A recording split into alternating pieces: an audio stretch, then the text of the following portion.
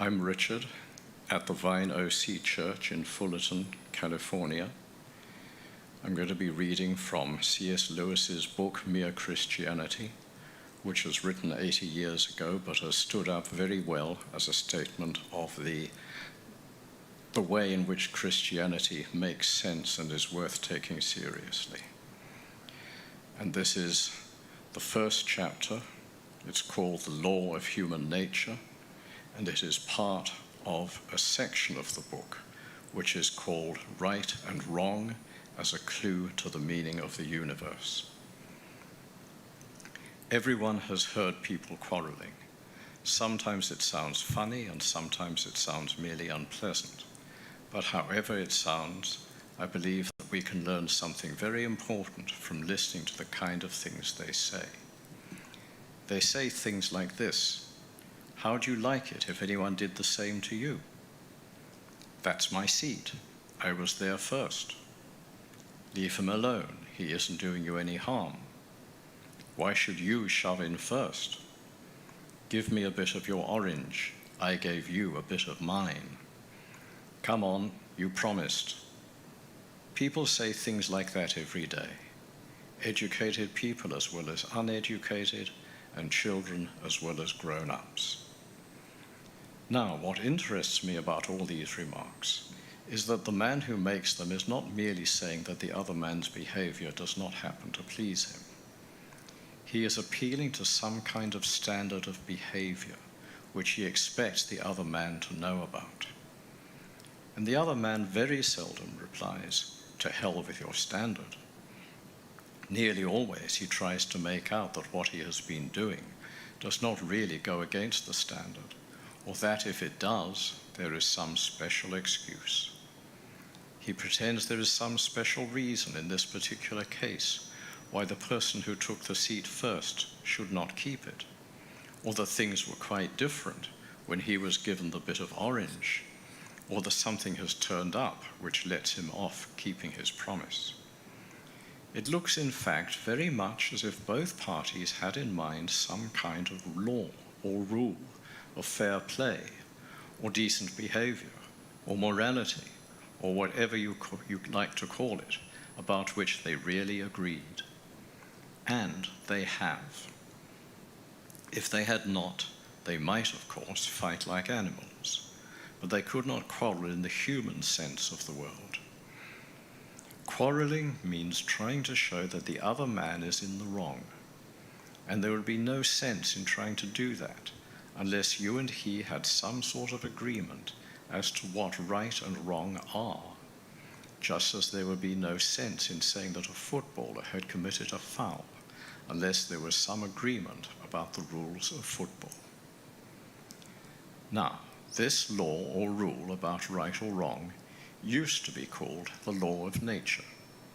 Nowadays, when we talk of the laws of nature, we usually mean things like gravitation or heredity or the laws of chemistry. But when the older thinkers called the law of right and wrong the law of nature, they really meant the law of human nature.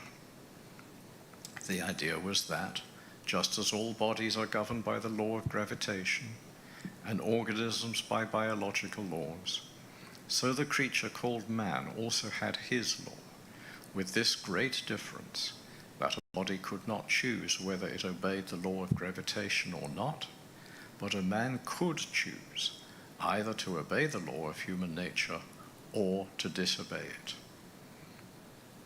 We may put this in another way.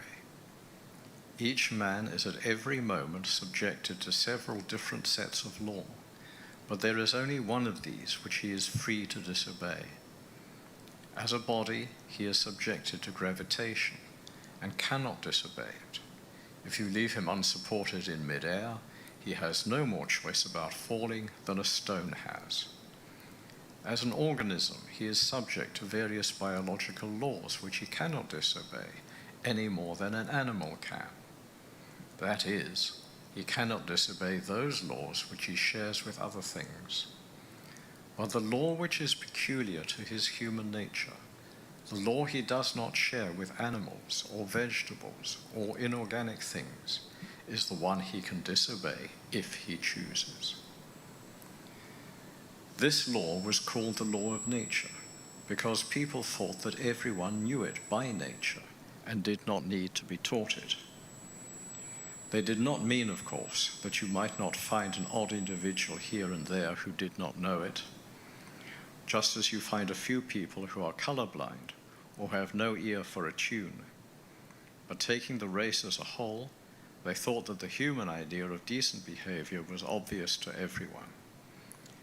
And I believe they were right. If they were not, then all the things we said about the war were nonsense. What was the sense in saying the enemy were in the wrong, unless right is a real thing which the Nazis at bottom knew as well as we did and ought to have practiced? If they had had no notion of what we mean by right, then, though we might still have had to fight them, we could no more have blamed them for that than for the color of their hair. I know that some people say the idea of a law of nature or decent behavior known to all men is unsound, because different civilizations and different ages have had quite different moralities. But this is not true. There have been differences between their moralities, but these have never amounted to anything like a total difference. If anyone will take the trouble to compare the moral teaching of, say, the ancient Egyptians, Babylonians, Hindus, Chinese, Greeks, and Romans, what will really strike him will be how very like they are to each other and to our own. Some of the evidence for this I have put together in the appendix of another book called The Abolition of Man. But for our present purpose, I need only ask the reader to think what a totally different morality would mean. Think of a country where people were admired for running away in battle, or where a man felt proud of double-crossing all the people who had been kindest to him. You might just as well try to imagine a country where 2 and 2 made 5. Men have differed as regards what people you ought to be unselfish to, whether it was only your own family, or your fellow countrymen, or everyone. But they have always agreed that you ought not to put yourself first. Selfishness has never been admired. Men have differed as to whether you should have 1 wife or 4, but they have always agreed that you must not simply have any woman you like.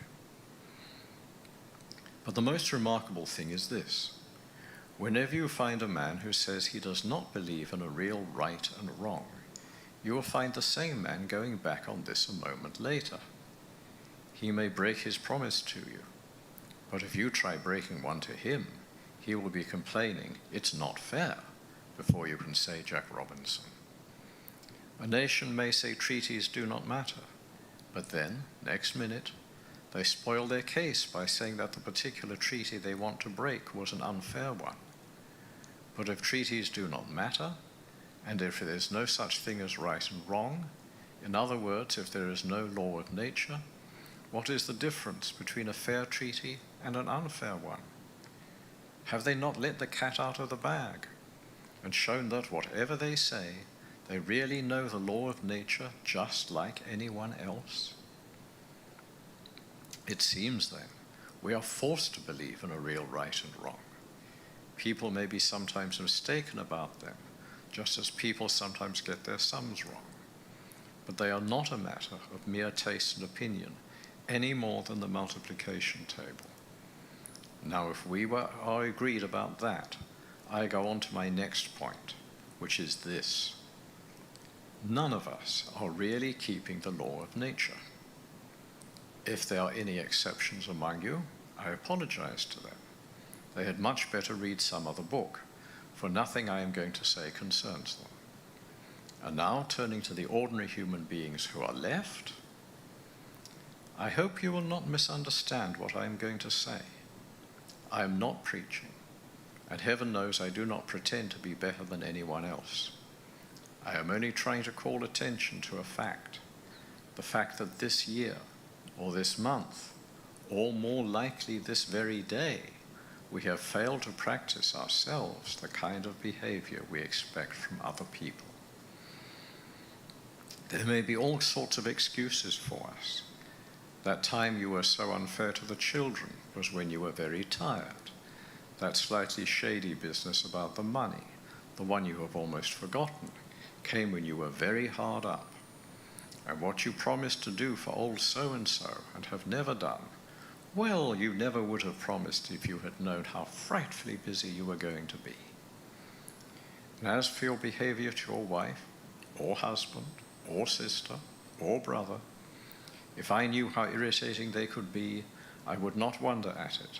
And who the dickens am I, anyway? I am just the same. That is to say, I do not succeed in keeping the law of nature very well.